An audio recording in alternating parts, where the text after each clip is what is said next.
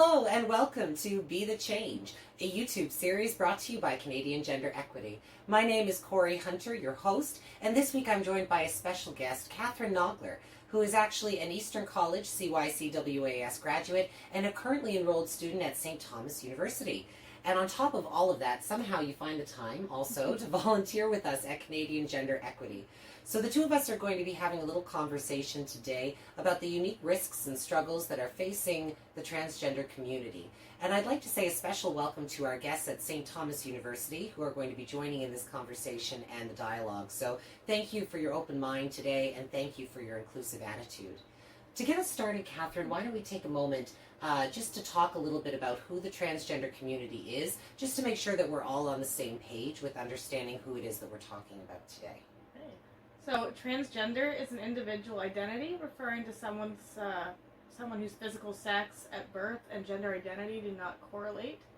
So, trans or transgender is also used as an umbrella term to encapsulate individuals who are gender nonconforming, meaning they may express, gender neutrality, fluidity, or, something alternative to the majority of the binary male-female system. So people under this umbrella include individuals who identify as non-binary, as I said, agender, genderqueer, gender neutral, and among others. Some of these individuals may assert these identities, others may socially transition genders. They may also engage with things like hormone replacement therapy, gender-affirming surgeries, and, of primary or secondary sex characteristics. Absolutely. So the transgender community is actually a pretty diverse group. A lot of people might think it's kind of like the Superman scenario where you go into the telephone box and spin around and you come out the opposite sex, right? Mm-hmm. But it's actually a lot more complicated than that. There's a lot of people who have variations on their gender expression, and sometimes that's fluid, like you mentioned, gender fluidity. They express differently from one day to another. Whereas other people may be transitioning from one gender to another, either socially or perhaps with the help of hormone replacement therapy or various surgical options. So it's not a linear path, and it's certainly not just one idea. And I think it's important that we take a little time to notice that before we get too far into our conversation today. So beyond that, I guess we wanted to take a look at risks. Am I right? Yeah. Yeah. So one of the biggest risks that I can kind of think of that come to mind are the social risks and issues that are facing the transgender population. A lot of times when we don't meet the majority expectation or the social norms and rules that are put out there, we tend to be more alienated and cut off from society. People may not want to support us, they may not want to be as close with us, and they may start to enter into an us and them kind of scenario, right? We are one way and you are another, and the more and more that happens, groups tend to polarize. And this is what eventually leads to radicals that act in really non-congruent ways to the rest of the group's feelings. So the group may not necessarily support one particular ideology, but it doesn't mean that they're going to be harmful or outwardly aggressive towards that group. But after enough polarization, that kind of thing does happen. And social isolation can be detrimental at different ages to different people in different ways. One of the things I'm reminded of are youth and school systems, right? How important is it for the peer or the adolescent or the teenager to have social connections and to have meaningful connections with people and to feel accepted, right? Mm-hmm. At a time like that, when we might be more socially alienated because we're not like everyone else, we're different, that could be really, really hard on the development of our self-esteem, our self-efficacy, our feelings of self-worth, and what we feel is appropriate, our ability to express ourselves and our self-identity. So I mean, that's kind of one of the major things that pops into my mind as a primary risk. But I'm curious to know, as an active ally, what are some of the risks that you might think of, Katherine, that come to mind? One of the major ones that I could think of is interpartner violence. So, say if a transgender person or non-binary is not fully out to, their family, their friends, their workplace, they could have a partner threaten to out them in those situations, which again would be detrimental, as you're talking about, because your partner is somebody that's supposed to make you feel safe and loved and supportive. Absolutely. And that's, and outing somebody or threatening to, it doesn't sound too supportive or safe or loving, does it? But that's a really unique factor facing transgender and non-binary people. They may not be completely out to their family, their friends, or their workplace. And so if they're in that domestic violence situation, that could be a threat that their partner offers that cisgendered people may not have to worry about. So a unique risk or a unique threat, right? And just kind of to build off of that, I'd like to kind of think about families as a whole. You know, we have our partners and then we have our family beyond that. Mm-hmm. And sometimes when we start a transition or we kind of declare exactly who we are and who we're comfortable expressing as, some of our family members or our partners may not support that. Yeah. Right? So an increased risk from a partner may be that they could control or alter or manipulate your ability to access resources in transition. I think that's another thing to kind of acknowledge about intimate partner violence. Yeah. And just to build off of that even further, that could alter a person's ability to access safe resources. Mm-hmm. If they're in a domestic violence situation and they're trying to escape intimate partner violence, they may worry that they don't qualify as enough of a man or enough of a woman to go to that shelter or to go to that resource. And we do have some places like Crossroads for Women in Moncton, which has an all-inclusive definition of gender. So they support and they will help people from the transgender community who identify as female, even if you haven't had hormones or surgery. So they're a wonderful ally. But not all of our resources and supports have that approach, right? Right. So there's that intrinsic fear, which is hard on a person, but there's also that reality that you may not necessarily be accepted. Mm-hmm. And that makes obtaining safety hard. So these are definitely some unique challenges for intimate partner violence. And again, just going back to family in general, what about losing other family member supports as well? That would be awful as well. Mm-hmm. Yeah. So as I'm sure you know with your child and youth care background before starting at STU, the family unit is really important for us, right, as a foundation. This is where we learn a lot of our basic beliefs and our values, and it's our first primary social group that we belong to. So all of a sudden, if we experience rejection from them because their values are transphobic or homophobic, then that can be, detrimental to our mental health. It basically rips our supportive rug out from underneath of us, and that can affect our ability to bounce back, right? Mm-hmm. Like our supports are a huge part of what keeps us mentally and physically well, right? It allows us to bounce back in times of struggle and in times of difficulty.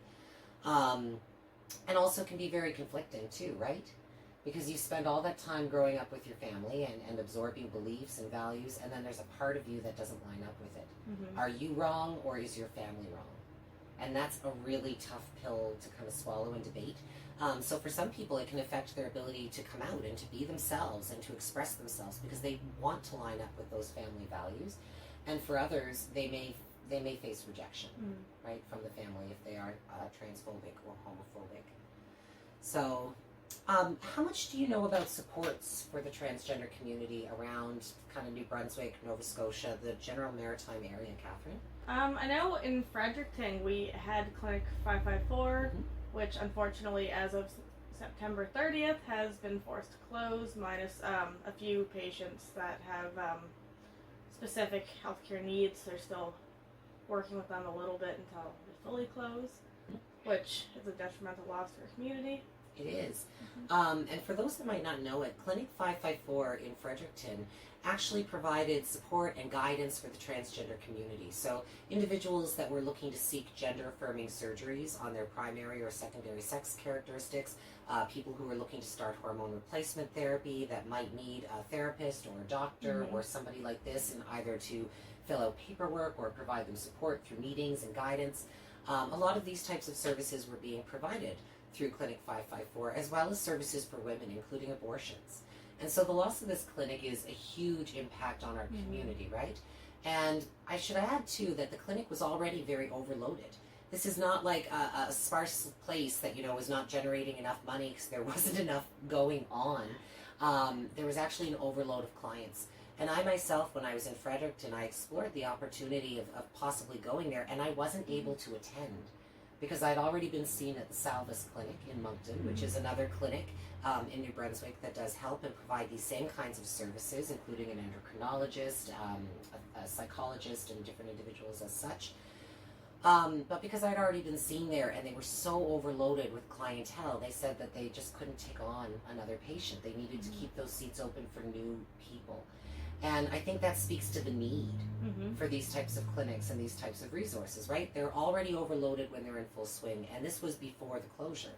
And so now we're looking at Clinic 554 closing. What kind of impact is that going to have on the Salvis Clinic or on other medical professionals in our field that might not be equipped to provide this kind of guidance? You know, specifically if you're thinking about abortion access, that means that now the access to abortions in New Brunswick is very, very limited. There's only 3 hospitals in the province that provide abortions. So that means we're going to see, likely and unfortunately, an increase in unsafe or at-home abortions, which is then going to put further strain on our medical system. Absolutely. And again, the more that we are kind of looking after those things, there's a ripple effect to everybody, right? So the more caught up we are in making sure that we're looking after public health concerns and other medical concerns, the less availability the doctors are there for other needs. So there's going to be impacts to the transgender community. They're not going to be able to get that guidance and resource. We're going to be kind of putting other needs out into our healthcare system. It's going to continue to kind of slow it down. And this is definitely a huge problem. So I think that this is another barrier that is definitely unique to the transgender community, is that we don't have enough education in healthcare, and we don't have enough access to educated healthcare professionals in this field. Kind of building off of that just a little bit further too, these supports aren't easy to navigate. No, I know, like, if I was to look into it, you know, I couldn't find any information in for New Brunswick specifically, you know, on psychologists, you know, so as, you know, for a transgender individual to not be able to find these resources would be extra detrimental compared to somebody who's looking for it, you know, for information purposes. And that's probably, I would argue, one of the biggest issues. Right now, we've made some huge strides as far as systems and frameworks supporting the transgender community. As of 2017, every single province in Canada provides some sort of coverage through Medicare for transitioning individuals. The problem is we have a variation in those services. In Nova Scotia, they will cover, after the breast removal for a male to female individual, they will cover the contouring of the chest. By comparison, their New Brunswick neighbors view the contouring to be a cosmetic surgery and will not cover it by Medicare. In Nova Scotia, if you do not have effective results from hormone replacement therapy regarding breast development, if you are a male to female transitioning individual, then Nova Scotia will, after certain criteria are met and with certain documentation, provide a breast augmentation. But again, their New Brunswick counterparts next door will not. And these are just looking at 2 maritime provinces. You can take that scope across Canada and you will notice that there is a variation on a number of things from province to province. And in addition to that, there's a variation of service providers within the province.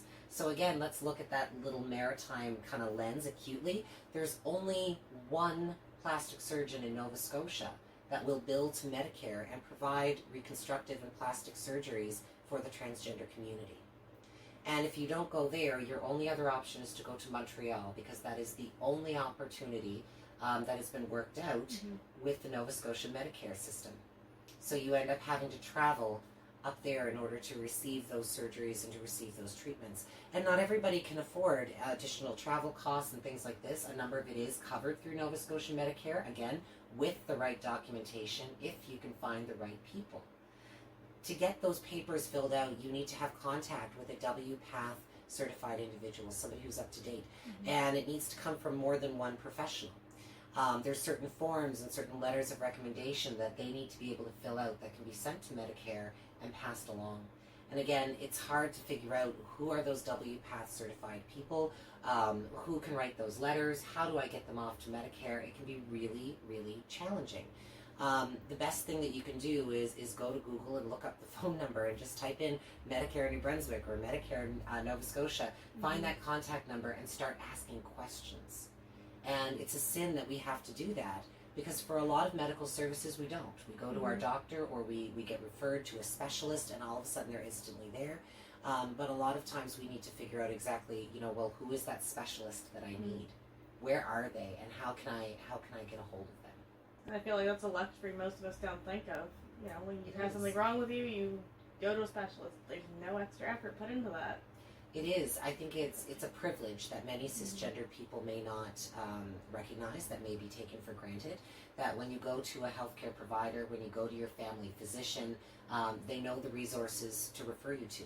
They know who to send that referral out to. They know who to connect you to, and they know that pathway. But in the transgender community, there can often be almost a lien on the patient to figure out that navigation. And that can be really challenging. We wouldn't do that to somebody that was on the brink of a diabetic coma or about to have a heart attack or needed some sort of surgery for a cancer. And I'm not trying to downplay any of those serious medical issues, but I just want to draw a light on the fact that we take them seriously, and the fact that medical professionals are trained and they know how to refer and where to go to and who needs to do what. But for some reason, we're all still really in the dark when it comes to the transgender community and how to provide them adequate medical support.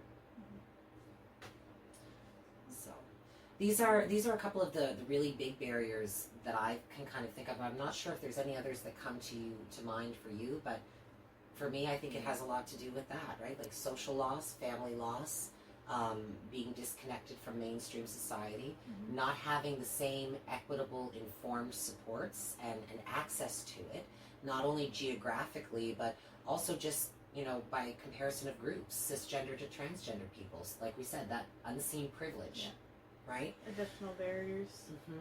So I guess at this point, I'd like to kind of ask you a question, Katherine. Sure. What do you think we need to do about all of this? I mean, it sounds like there's been some wins. We have Medicare coverage. There's been definite improvements, but there's also still some major deficits here, either in supports, in frameworks. There are still people who make comments like, "That's so gay." There are still people who have a major issue with transgender individuals going into certain bathrooms or using certain facilities. I mentioned that there is a shelter in Moncton that has an all-inclusive definition of transgender. They are welcoming and they are supportive. But I can also tell you that doesn't necessarily mean that every person that is staying there treats the transgender client that way, right?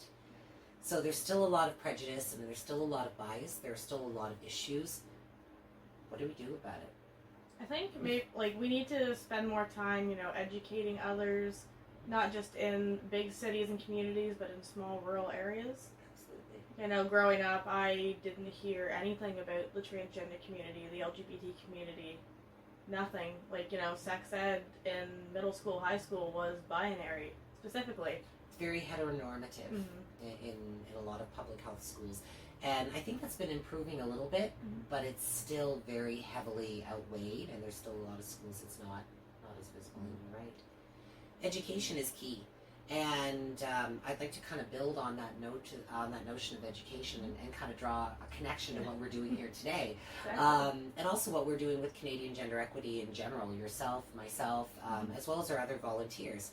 We're trying to provide these nice little educational sound bites and have either conversations and dialogues. Sometimes it's just me popping up on the video, but we're trying to provide that education at a time when we're more socially isolated than ever. And I think that's another risk that maybe we should take just a moment near the end of our video here to draw a light on. It kind of ties it all together. Right now with COVID-19, everybody's a little more isolated. Everyone's a little more alone, and it can be kind of scary. But for the transgender, for the non-binary, for the LGBTQ youth or young adults that may be fearing acceptance or rejection and what they might get from friends and family, that isolation can be even more acute. I know about youth who are living at home and they're not able to come out to their parents because there is a homophobic or a transphobic value within that family system. And right now, the gay straight alliances, the queer straight alliances aren't all operating in the same way that they normally do. A lot of our nurses and different people like this have been redirected in order to support with very important COVID-19 work and testing. But that leaves a deficit in these programs' facilitators, and that means there's not that connection for students. When we add that onto a home that doesn't support, what do they have left? Nothing really. Friends, looking online, trying to connect with peers. Absolutely, and there may be less contact with friends because of the social setting. So there really is that online dependence that you mentioned. Seeking out friends and seeking out media in a remote or an online capacity. So having little educational videos, or we put up Instagram posts and Facebook posts with funny little. Some of them are funny, some of them are cute, some of them are educational, but little pictures or little memes, and putting those things out there into social media for people to see. Right, so there's positive dialogue happening and educational dialogue happening instead of just quiet isolation and loneliness. I think that's important. Are there any other organizations or any other kind of things that we can do you think, to support aside from educating? I know Fredericton, we have Youth Impact, and there's the New Brunswick Transgender Association. I'm trying to think if there's any others really that I can think of off the top of my head. Absolutely. Well, every community kind of has their own little support systems. I know I myself live in Amherst, and here in Amherst we have a support group called UBU, which is a nice place where transgender individuals, non-binary individuals can come together. They can share their experiences. They can learn.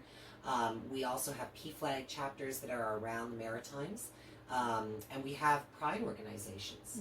So there's the River of Pride in Moncton. I believe there's one in Fredericton, although the name of it is escaping me at the moment. Fredericton Pride. Is it Fredericton Pride? Yeah. And again, a lot of major cities have this. The Halifax Youth Project is a huge movement for those in Nova Scotia that might be in those urban centres. And a lot of times these urban centres tend to have more supports. However, that's the beauty of online right now. Yes, we're all a little bit more alone, but it does mean that a lot of these organizations are putting more things out there online. The Canadian Mental Health Association of New Brunswick is another fantastic one that's doing a lot of sessions and seminars online on resiliency and self-esteem and all sorts of very useful coping skills and tools. And I think supporting these and promoting these, attending these, and connecting people with these types of things are really important, right? So, when there's for example, PICTO, they have an organization called Morph, mapping our roads, and it has to do with recovery from intimate partner violence and domestic violence. And they're huge supporters and advocates of the Take Back the Night event every year. And this year they did it online. So here in Amherst, which is not next door to PICTO, it's a little bit of a drive, I was able to join into that. I was able to invite my students in Moncton to join with me and participate with that online. So, we can do that kind of thing. We can engage, we can promote, and I think that's absolutely key as well. Absolutely.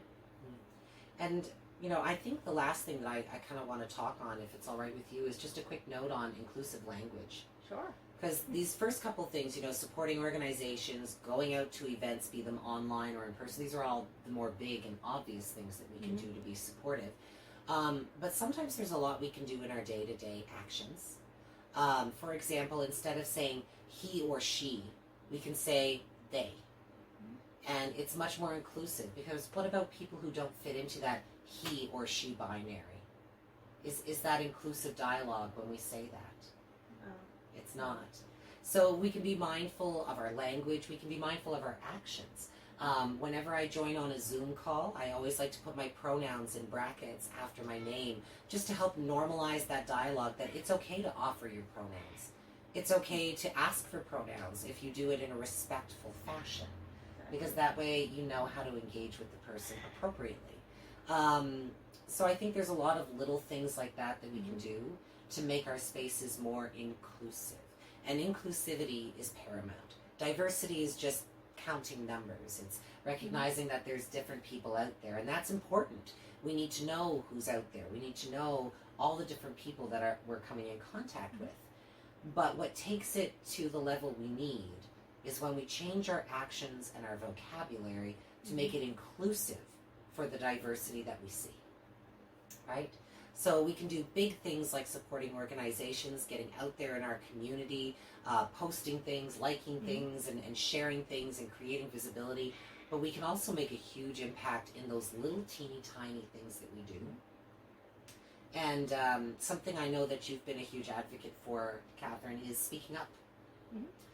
when people are being misgendered, or when people are saying something that is derogatory or it's negative. A couple of common things that we might hear are things like, "That's so gay." I've heard people refer to individuals as trannies before, which is considered to be derogatory. It's offensive. I don't like that concept. I don't like that term. And so when we hear these things, taking a moment to stand up and create an active dialogue. You know, this isn't right, this isn't appropriate, and here's why. We don't need to be aggressive. We don't need to be in people's faces, but we do need to take that opportunity to assert and to educate and to make an impact. So, I'm very excited that you were able to join me for the conversation, and it looks like Midnight came to join us as well. I think we might get a different pet every week by the way it's looking. I had Danik join us for the pronoun videos, and here's Midnight here to talk to us about risk. Maybe we'll get to meet Gucci for our next video. But on that note, I'd like to invite you, if you haven't already, to make sure that you like and subscribe to our channel here on YouTube. We put out videos every Friday, and they premiere at 11 o'clock, and they're made available on our website as well as here as on YouTube. So you can always check them out if you miss the premiere.